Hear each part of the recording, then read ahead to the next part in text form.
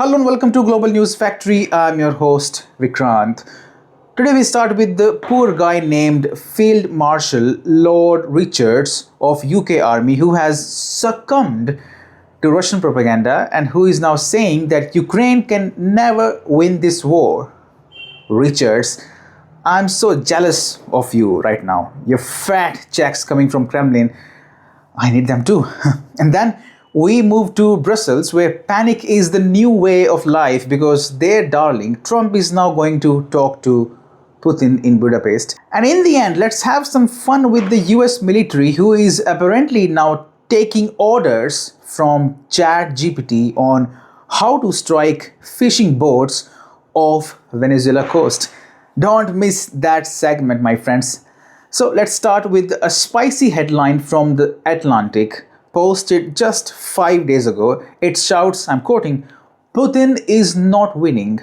Sounds bold, feels confident." But wait, what is the trick here? The author's big claim is simple. If you think that Russia is winning, you are spreading Kremlin propaganda.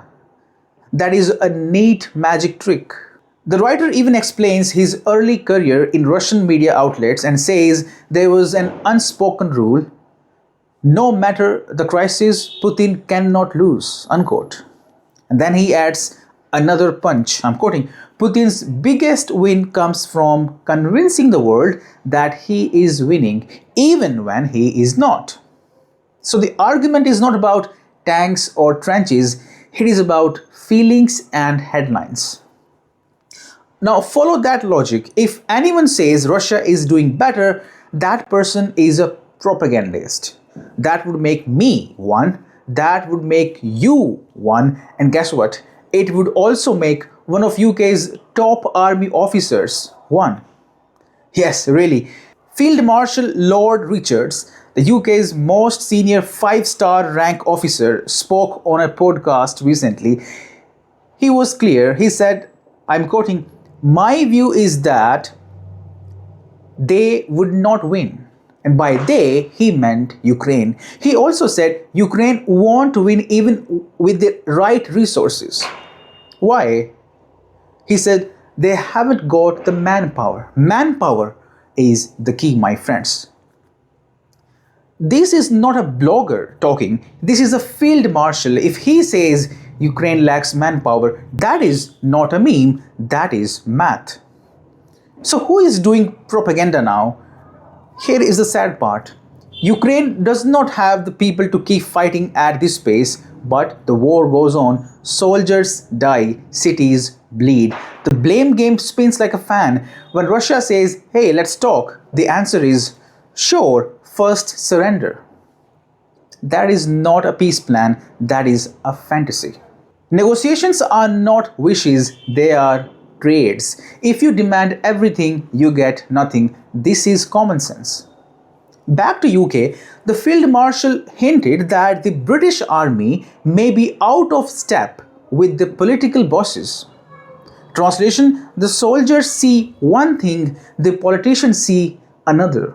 In June, Prime Minister Keir Starmer told UK forces to be ready to face hostile states. Big words, big drums. He even announced a $2 billion plan for at least 6 new factories for weapons and explosives. You see, politicians want to send a strong message to Russia almost always, but the military, in this case UK's military, is sending a message right back. Warning bells, not victory bells. If the army says the plan is not realistic, maybe the plan needs a new map. Let's keep this very simple. Calling everything propaganda is lazy. It shuts your ears, it blinds your eyes. The real world is not a headline. The real world is ground, steel, fuel, people, time. Right now, by the Field Marshal's own words, Ukraine lacks the people. And that matters more than clever headlines in magazines. Winning is not shouting, winning is ending. Moving on, the stage was ready. Zelensky would meet Trump, Tomahawks would fly to Ukraine, the war would get bigger, louder, longer, the pro-war lobby in the EU and the US would count more dollars than a casino on a lucky night. That was the plan, my friends. And then came the plot twist. A surprise Putin-Trump phone call dropped out of syllabus. Brussels blinked, Washington paused, the EU caught off guard like a goalkeeper looking at birds while the ball hits the net. EU officials now call it a nightmare scenario. Not my words, their mood. Why? Because as Ukrainska Pravda reports, I'm quoting, the EU considers it an insult that US President Trump and Putin have planned a meeting in the Hungarian capital, Budapest. Translation? They're talking about our backyard without us in our backyard. That really stings. More from Ukrainska Pravda, I'm quoting. The planned Trump-Putin meeting in Budapest puts the heads of the EU and NATO institutions in an awkward and unpleasant position as Putin and Trump intend to discuss the Ukraine war in an EU country but without the participation of the EU itself. Unquote. Here is the truth. If you truly want peace, you want talks. Peace is not made by shouting from the balcony, it is made by people who sit, talk, and sign. The same EU leaders who shout, Putin runs from talks, now cry, how dare he talk with Trump? Pick a lane, folks. Either you want a conversation or you want a circus. You don't get both. And let's be real, demanding EU and NATO seats at the Budapest table just to feel important is silly. Too many cooks burn the soup. Trump is, in practice, the top voice over NATO, and by extension, he holds big cards over Ukraine. If a deal needs leverage, he has it. If a deal needs noise, the EU has plenty of microphones. Today is not about microphones, today is about outcomes. Ukrainska Pravda also notes that while EU leaders clap in public for dialogue, in private, they call this meeting a political nightmare for themselves. Of course, they do. Claps outside, panic inside. That is politics, my friends. Why the panic? Because they spent months and mountains of money trying to push Trump and the US defense machine to go harder at Russia. The bill is massive, by the way. Think moon landing massive. A commitment of about $1.35 trillion over the next 3 years. Roughly $750 billion in US energy buys. Around $600 billion in fresh European investment across the Atlantic. That is not policy, that is a shopping spree with someone else's card. By someone else, I mean you, the EU taxpayers. Ursula, Rutte and Kaja Kallas literally robbed the EU taxpayers of their money to appease Trump. The job description was simple, hit Putin harder, and Trump was following that script until he got the Oreshnik call. There's one more reason the EU is sweating. Budapest is not just a city, it is Viktor Orban's home turf. A flashy summit there could boost Orban's image at home before next year's elections. Photo ops are power-ups. The EU and Ukraine have spent years painting Orban as Moscow's guy inside the EU. If he suddenly looks like grown-up in the room hosting peace talkers, that label falls apart like a cheap umbrella in a storm. If Budapest brings even one real step toward stopping the blood, that is a win for normal people, not for lobbyists, not for TV warriors, for families, for kids, for soldiers who want to go home. So the script has flipped, my friends, for now, and sometimes that is exactly how peace begins. With an awkward room, with fewer cameras, with fewer egos, with two men who can actually sign.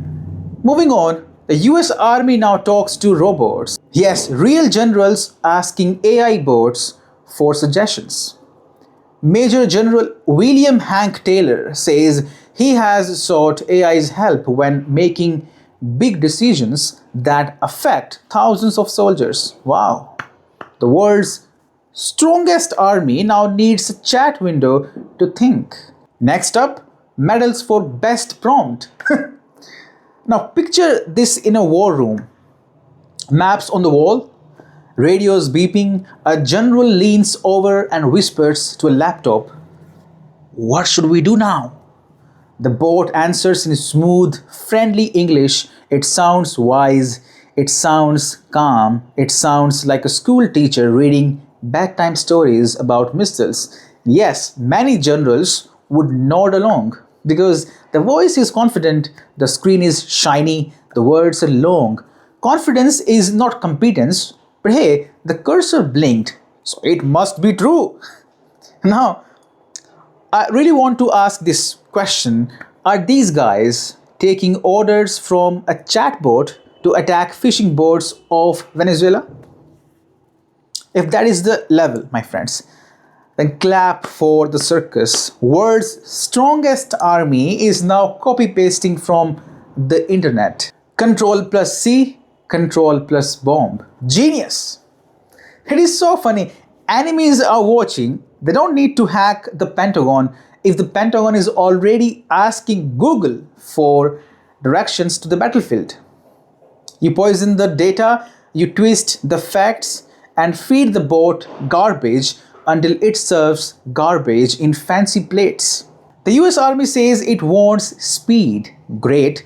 Speed into a wall is still a crash, my friends. The goal should be smart and safe, not flashy and foolish. Use AI for shopping lists and meeting notes, not for which bot is a threat. Because next time, that threat might be a fisherman named Pedro who only wants to sell tuna. Right now, this looks less like command and more like cosplay. Helmets on, brains off. That is US Army for you, my friends. And that is all for now. Thank you very much for joining. You're watching GNF.